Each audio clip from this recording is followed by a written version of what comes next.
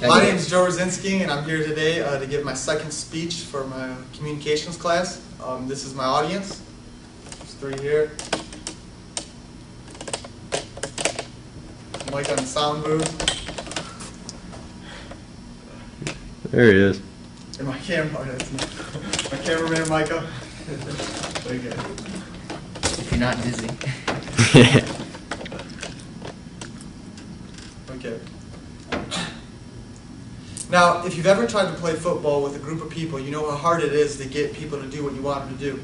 You might get in the huddle in the backyard and tell, one person to run this direction, another person to run this far and then cut in, tell the fastest person to just run deep and you'll try to hit him there, and tell the slowest person to just take a couple steps. And if he's open, you throw it to him because he's also the hardest to tackle.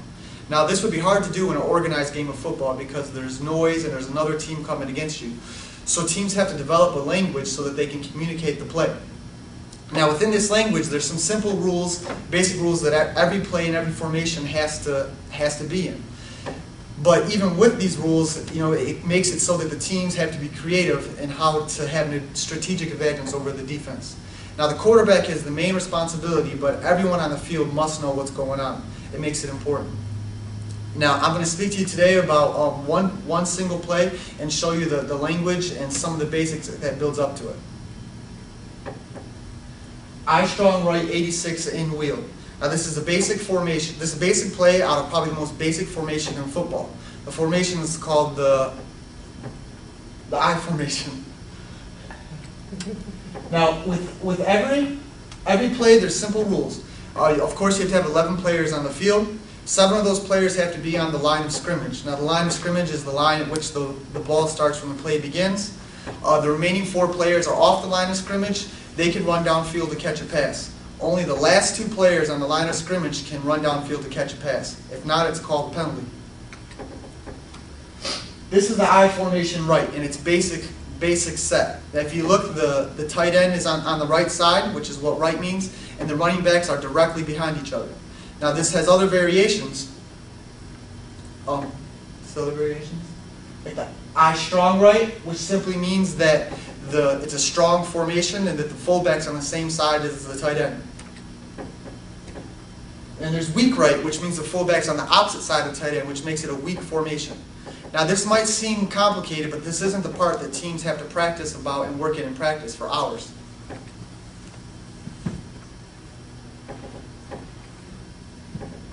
Now, in the play that we have, 86, we see it's an 80 series. Now, I broke it down, and there's a lot of different combinations it can be, but I simply put 20s through 60s, then a 22, 23 through 60, whatever, would be running plays.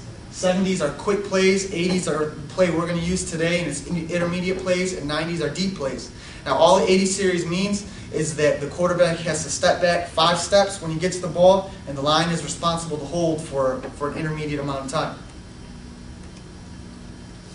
Now, the second number tells the receiver what to do. As you can see, there's 2 numbers for each route. Some teams would use only 1 number. I use 2 numbers because it would show the even numbers go to the receiver on the right side. If you have an odd number, the receiver goes on the left side. Our play, strong right I-86, is an even number, so it would tell the receiver on the right side that he's running the post pattern. As you can see, the number 6 is the post pattern. The other receiver, the odd receiver, would run what we call a complementary route, which is a route that would work along with that pattern, but not necessarily the same. Now, the last 2 numbers in the play, it says in wheel. In refers to the tight end, and wheel refers to the running back that would have to run a play. As you see in this play, in means it's a couple yards and the tight end runs in, and a wheel is a wheel route, which you'll see later. This is the play in its entirety.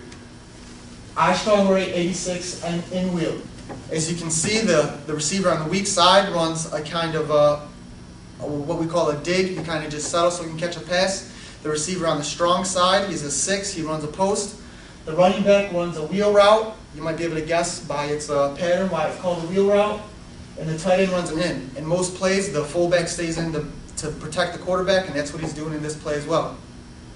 Now, this all might seem complicated and a lot to learn, but football players learn it like it's a second nature, and they have to learn hundreds of plays at a time so they can use during a game.